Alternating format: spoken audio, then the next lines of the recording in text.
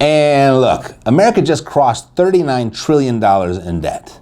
And I know, 39 trillion is one of those numbers so cartoonishly large that the human brain simply refuses to process it.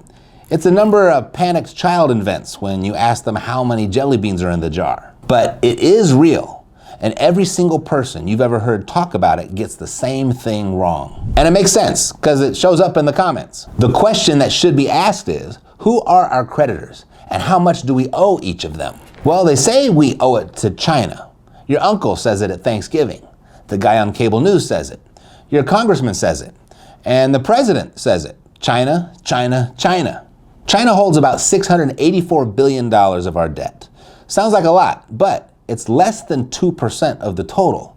So if it's not China, who's collecting on that $39 trillion? That answer, it's going to change how you think about your savings account, your taxes, and that safe financial advice you've been following your entire adult life. And this is simpler than you probably imagine. I think they just make it sound complicated so you don't ask questions.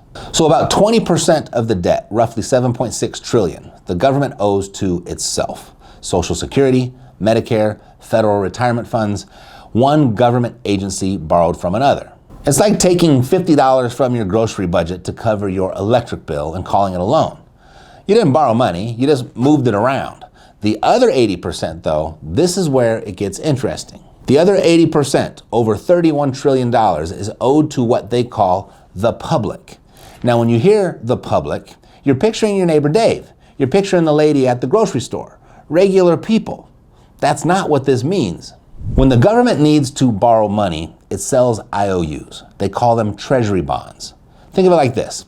The government puts up a sign that says, hey, lend us money and we'll pay you back with interest. And the people who show up with the cash, they aren't regular people. The people who show up are banks, pension funds, insurance companies, the Federal Reserve, foreign governments, hedge funds.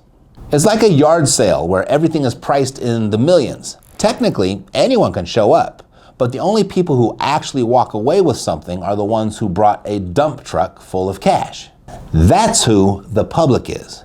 And that's who's collecting the interest.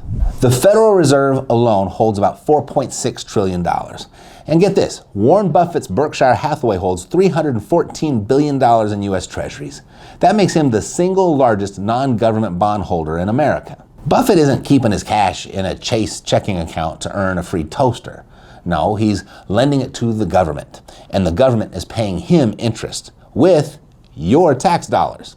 19 cents of every dollar goes to that debt.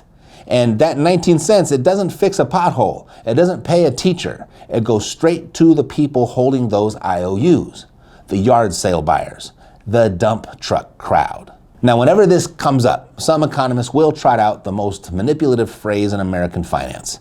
Don't worry, we owe it to ourselves. Well, you just saw who the public really is. The dump truck crowd, the banks, the funds, Buffett's $314 billion. That's the ourselves they're talking about. We owe it to ourselves. What it really means, you pay the taxes and they collect the interest. Same word, different people. That's not a shared burden. That's a transfer. So here's the first thing I'd do. Pull up your savings account right now, check the APY. If it's under 1%, you need to move that money today, not next month, today. A high yield savings account or money market fund will pay you 4% or better. And that's not investment advice. That's just stop letting them use your money for free advice. I laid all of it out in the last video, how I do that personally.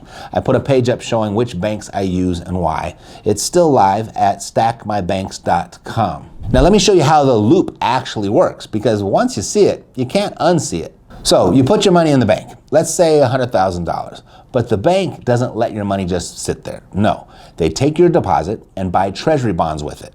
The government then pays your bank 4 to 5% interest on those bonds. And then the bank pays you 0.39% interest. That's $390 a year for you. Your money isn't growing, it's on a hunger strike, while the bank made the difference, $4,610. Now, to pay that interest to the bondholders, the public, the government needs money. So where does it come from? Your taxes. So you deposit the money, the bank lends it to the government. You pay taxes, the government then pays the bank with your taxes. You're getting squeezed from both sides by your own savings account. It's the greatest circle jerk in the history of American finance. And you're not even invited to the circle. You're just funding it.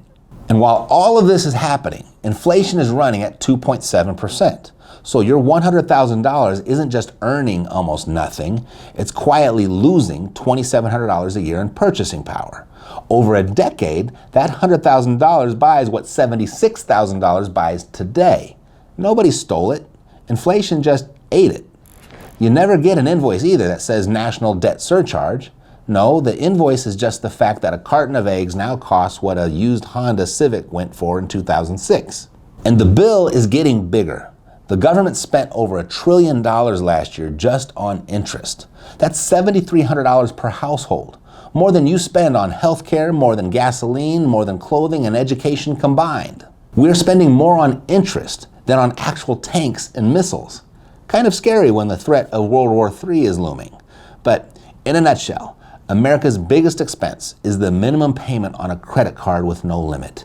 And pretty much every cent flows to the dump truck crowd. So you can drive the dump truck, or you can be the dirt it dumps. Not totally sure how that metaphor looks in real life, but it sounded good. Bottom line, you now know who we owe and how we pay them. But this can't go on forever. At some point, they'll have to execute a new plan. And Treasury Secretary Scott Bessent has come up with a new plan. And it starts with, wait for it, your deed. Yeah, the one to your house. And that's why I pulled this right here out for you to watch next, so that you won't be surprised when it hits. This is the moment Bessent has been waiting for. So watch this next, and I'll see you over there. God loves you, and so do I. Take care.